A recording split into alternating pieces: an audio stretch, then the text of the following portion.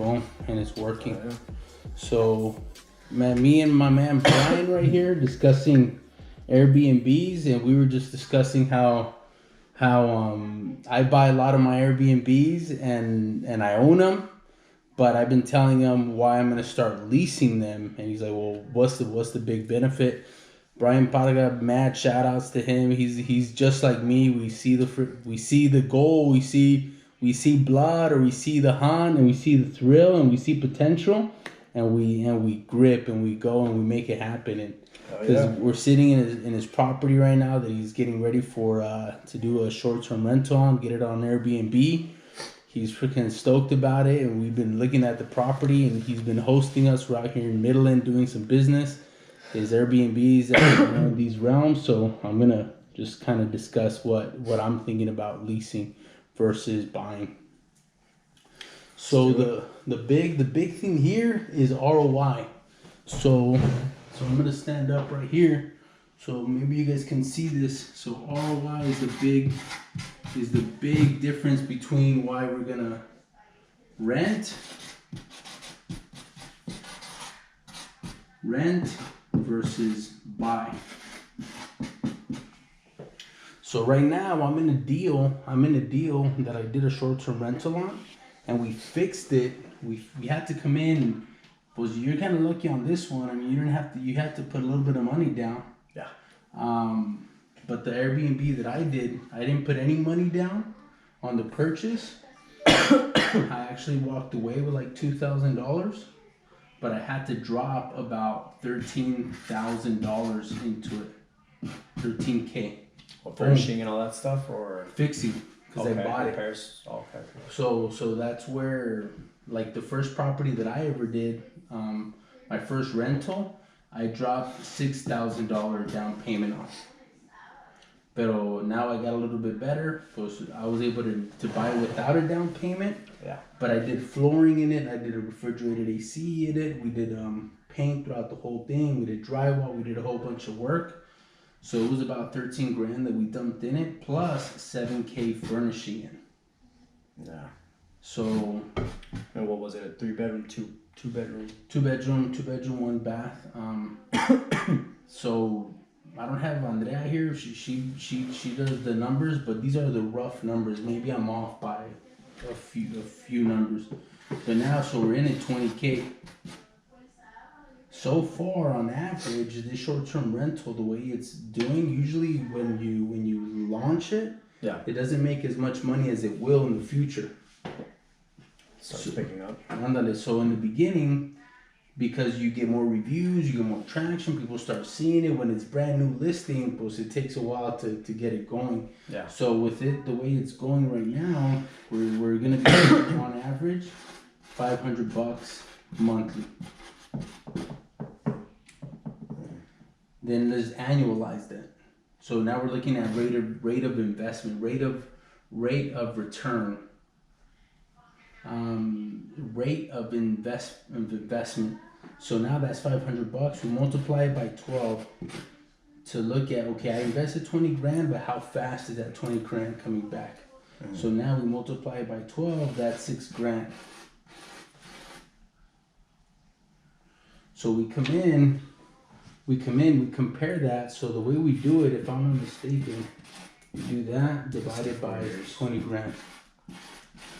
So it probably is gonna take you 4 or 5 years, huh? Yeah. 4.5 years. So what is that? That's if it's 4.5 years, we're probably looking at a 27% rate of return. That's not bad. Because 4 or 5 years, we make that money back. Right. But this is what's cool about the rental piece. So if I were to rent it, this goes out the door.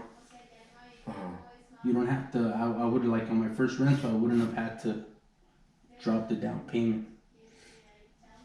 So now you come in, and a place like that, just like this one, I would have spent maybe $700 on a deposit. Okay. $700 first month's rent.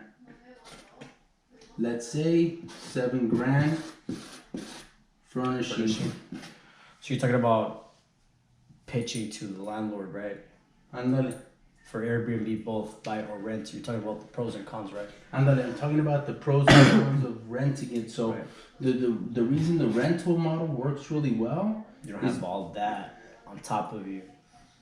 I'm not in, Less, so, less on your plate. and then all you're on the hook here is for a lease. Over here, you're hooked on the hook for the mortgage. Yeah. So I mean, the cool thing is you're building equity on the other one, but it's one of those things you just, yeah, it kind of depends. So whatever your situation is, Yeah. if you're in a good position, like me, like the benefit of owning, especially people like you, is that you're making you're making money, you're working, you're making money, you're paying taxes. The reason why you want to buy is because now you're doing depreciation, so you're getting tax benefits, you're getting equity, you're getting all those benefits there. But over on the right side, you don't get that. You don't get depreciation, you don't get equity. But the nice thing about the rent model is that now you could pick the sexiest, juiciest property in the city. Yeah. Well, so now you can come in, you can buy whatever, you can get into a lease, whatever, and you can get a 12-month lease or whatever, but now you're able to control a really nice piece of property, not having to get something that, that you have to get at a good price and bargain for. You're getting really nice property over here that's already ready to go. Yeah. Without having to put money in. So now we do the math. Roughly, we're about 8,400 invested. And this is where I'm looking for the ROI. Yeah, I get equity depreciation, but I already have equity. Yeah. I already have depreciation. I already have all these properties. What if I invest this much? So let's say maybe I don't make $6,000 because maybe the rent is a little higher than the mortgage. But on this property, the rent would probably be identical to the mortgage because sometimes I do use higher interest loans. Yeah. But so maybe this number is gonna go down. Let's say it goes down to $5,000 because instead of that, it's $450 or whatever because my rent payment is a little bit higher. But now you're making $5,000 in profit, but you only invested. Get it faster. So now, let's say you're probably looking at maybe between 60 to 70% rate of return. So and then this model, the reason why it's so interesting is because now you're pretty much generating a lot of cash flow faster, so that now you can make more money on your money. So then, as you stack up the dollars, because they're faster, they're making faster money. Now you're like, I got money, let's go out and actually buy the sexiest pieces of real estate that I want. Yeah. Downtown or whatever, or now I'm buying multifamily, I'm buying, So on the rent model, your rate of return is higher and you could even be more selective with your properties. You don't have to wait for you to get a really good deal. So right now I could go into any market, probably find more rentals available than a good deal. So now I can be like, because a big important item when it comes to short-term rentals is number one, like who you serve, who. Like that's something that we have to do before we look at the listing. We look at who is it. So maybe in El Paso, I'm like, I want to serve military, or I want to serve, the people that come in from Mexico to go shopping or to deliver babies or give birth. So who is my client? Is it a business client? Is it a military client? Is it who is it? And now you look at who it is, and then you see the pieces of real estate that will be best for them, the colors that would be best for them, the layout that would be best for them. And now you attract these people more than anybody else. And now, if you're thinking about who, now you're waiting for the right property. You're like, you have to find the right property in the right place to serve your client. Where with the rental, you're like, well, it doesn't matter. Yeah. My client is the guy that's going to come in, or the parents that are going to come in, visit their kids in UTEP, or going to come to Don Haskins for a show, or they're coming to these hospitals because they're they have family members. So now you're thinking about that. And where the other way, we find a good property, and then we try to build an Airbnb business around the property. And that's the way I've been doing it, which is nothing wrong with it, but it's a lot more effective to start with who am I going to serve. So then that's what makes the rent model a lot better because now you could be a lot more selective on the actual properties that you want to do. Yeah. And what's nice is that now you can come into an apartment complex. The apartment complex already has a gym, has a pool, has all these amenities. You just lease a unit from them, short-term rental it. The apartment is beautiful, and you're ready to go. Yeah. But then the key is, okay, we use Airbnb to begin with, but eventually the big money is made with the additional fees. But not only the additional fees, but then transferring it into your own listing. So all the people that are staying with you, you keep tabs with them. You offer them special pricing, or like, hey, when's the next time we're gonna come to Odessa? When's 10% off? Huh? He's 10% off. I'm not at 10% off, or whatever the case may be. So now you're not using Airbnb. You're generating your own client base. So now you're getting your own bookings, and without any other middlemen. So now you start building your book of business on your own, and that's when you really start becoming even more profitable. So that's pretty much the buy. The ROI is a lot less. This is 27%. Over here on the same scenario is 60 to 70%.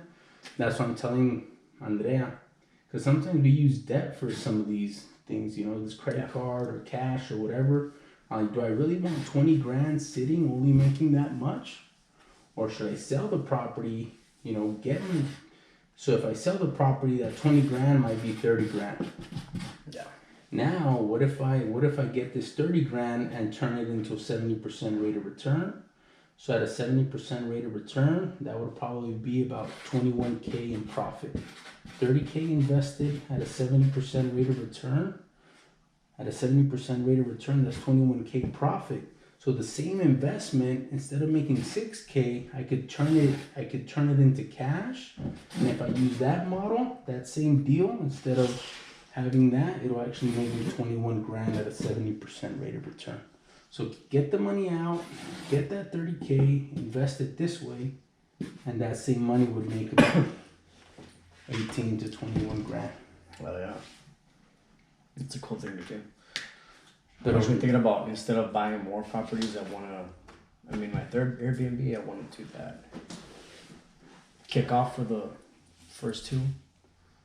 Te conviene. For you, it's good, man. You gotta start owning property, paying off debt, and what's gonna feel really nice is like 3-4 years down the line, kind of what I'm experiencing now. When I buy property, now it's like, oh shit, I've had it for 3-4 years. Guess what? I already have 40 grand of equity in it. I have 50 grand of equity in it. So now you can extract and reinvest. So now it's good, man. But that's kind of the pros and cons of the rent versus buying. This is mostly a business, porque aquí you're going to get taxed a lot more on this side. Here, not that much, because you got the depreciation and the interest costs and a few other write-offs that you have. Yeah. Pero pues ese es el rollo. Yeah, hopefully I get started with this site, sometime this year. After these two kick off. Yeah, what's nice is that the investment is a lot less too. Mm-hmm. Yeah. So, and then you're only on the hook for a lease. Like the ones that we're looking at, one that we're gonna have to do a 12-month lease, another one that we're gonna have to do a 6-month lease. Yeah. So it's not that bad. Pues ese es el rollo. What would you guys do? Would you guys do the rent model, or would you guys do the buy model? I don't know. Everyone's different. There really isn't a right or wrong way to do real estate, honestly. Yeah. You just go out and do whatever you want, and if you guys are hungry, if you guys got the courage and the guts, like me and Brian, to freaking get uncomfortable and make it happen, you can do it.